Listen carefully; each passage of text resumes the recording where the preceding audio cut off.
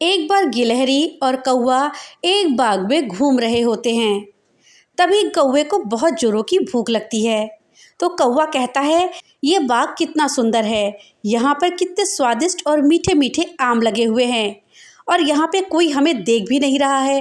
तो चलो क्यों ना हम कुछ आम चुरा करके खा लेते हैं, कोई हमें नहीं देख रहा है। जब कोई हमें देखेगा नहीं तो जान नहीं पाएगा कि किसने आम चुराए हैं। तब गिलहरी बोली, नहीं, ऐसी बात नहीं है। तुम सोच रहे हो कि तुम्हें कोई नहीं देख रहा है, लेकिन तुम्हारे अलावा कोई और भी है जो तुमको ये सब करते हुए देख रहा है। तब कौवा बोला, मेरे और तुम्हारे अलावा यहाँ पे कोई नहीं है, तो कौन मुझे देख रहा है। गिलहरी बोली, तुम्हें ऐसे समझ नहीं आएगा, चलो इसके लिए मैं तुम्हें एक कहानी सुनाती हूँ।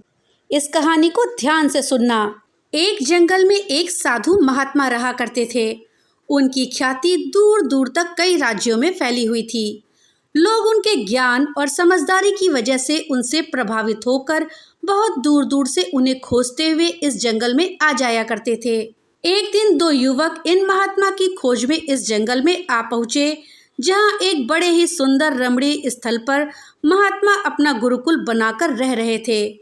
वे दोनों ही इन महात्मा को अपना गुरु स्वीकार करके उनसे शिक्षा प्राप्त करना चाहते थे।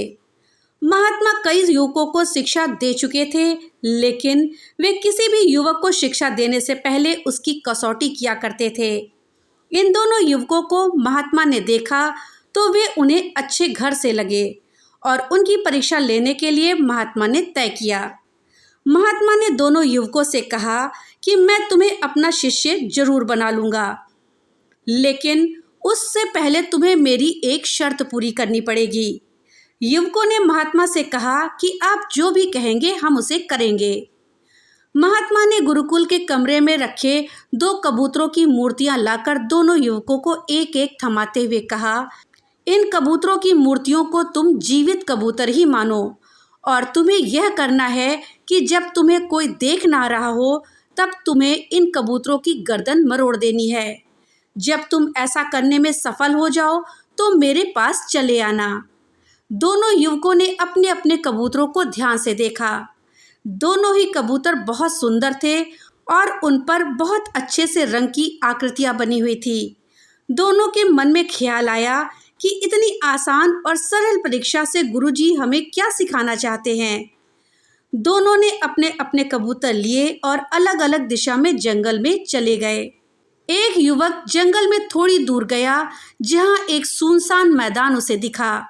उसने चारों तरफ अपनी नजरें घुमाकर देखा और ये निश्चित करने के बाद कि उसे कोई देख भी नहीं रहा है, उसने अपने साथ लाए कबूतर की गर्दन मरोड़ दी। वो वापस गुरु के पास चला गया। दूसरा युवक भी जंगल में दूसरी तरफ एक सुनसान जंगल में पहुंचा और एक पेड़ के नीचे खड़ा रहकर हर तरफ से नजरें घुमाकर देखने के बाद जब वह कबूतर की गर्दन मरोड़ने लगा, तब उसकी नजरें अचानक एक पेड़ के ऊपर बैठे अन्य पक्षियों पर पड़ी। क्योंकि उसे ऐसा करते हुए वे पक्षी देख रहे थे, इसलिए उसने कबूतर की गर्दन नहीं मरोड़ी। युवक थोड़ी देर सोचने के बाद झाड़ियों में छिप गया और वहां पर कबूतर की गर्दन मरोड़ने की कोशिश करने लगा, लेकिन वहां पर भी उसकी नज़र झाड़ियों पर बैठी कीट पतंगे और मक्खियों पर पड़ गई और वहां पर भी वो काम ये पूरा नहीं कर पाया। फिर कुछ सोचने के बाद युवक ने एक जमीन में बड़ा सा गड्ढा बनाया और उसमें उतरकर कबूतर की गर्दन तोड़ने लगा। कबूतर की मूर्ति को छूते ही उसने देखा कि कबूतर की आंखें उसे देख रही हैं, इसलिए उसने कबूतर की मूर्ति की आंखें ढक दी। फिर उसने सोचा कि वह खुद तो अपने आप को ऐसा करते हुए देख ही रहा है, इसलिए उसने अपनी आंखों पर भी पट्टी बांध ली। अब वह निश्चित हो गया कि ना ही कोई अन्य प्राणी या कबूतर की मूर्ति या वो खुद उसको ऐसा करते हुए देख पा रहे हैं। वो कबूतर की गर्दन पर हाथ रखकर मरोड़ने ही वाला था कि उसके अंदर से एक आवाज़ आई। वो आवाज़ उसके अंतरात्मा की थी। युवक अब अच्छे से समझ गया था कि गुरुजी इस छोटी सी सरल सी दिख रही परीक्षा से उन्हें क्या शिक्षा देना चाहते थे। युवक बिना उस कबूतर की गर्दन मरोड़े ही गुरुजी के पास पहुंच गया। गुरु के पास जाकर युवक ने गुरु से माफ़ी मांगते हुए कहा कि गुरुजी मुझे क्षमा कर दीजिए, मैं आपका दिया ये काम पूरा नहीं कर पाया। क्योंकि जब भी मैं ऐसा करने की कोशिश करता हूँ तो कोई ना कोई मुझे देख रहा होता है। जब मैंने यह सुनिश्चित कर लिया कि बाहरी दुनिया में मुझे कोई नहीं देख रहा है, तब भी मेरी अंतरात्मा और वह परमात्मा मुझे देख रहा था। इसलिए मैं इस परीक्षा में पूरी तरह से असफल हो गया। महात्मा ने उस युवक को शाबाशी देते हुए कहा कि तुम इस कसौटी में असफल नहीं बल्कि पूरी तरह से सफल हुए हो। इस कसौटी से मैं तुम दोनों को यही सिखाना चाहता था कि हम जो भी कार्य करते हैं वह उस परमात्मा से, उस परम शक्ति से कभी भी नहीं छुपा सकते हैं। इसलिए हमें कोई भी कार्य उस परमात्मा को ध्यान में रखकर ही करना चाहिए, और जब हम ऐसा करते हैं तो हम कभी भी गलत कार्य नहीं कर पाते हैं। तब गिलहरी ने कहा, तुम्हें समझ आया कौवे कि हम जब कोई भी काम कर रहे होते हैं तो हमें लगता है कि हमें कोई नहीं दिख रहा, लेकिन वो परमात्मा, हमारी अंतरात्मा हमें देख रही होती है। इसलिए हमें कोई भी गलत काम नहीं करना चाहिए। परमात्मा से कोई भी हमारा काम छिपा हुआ नहीं होता है।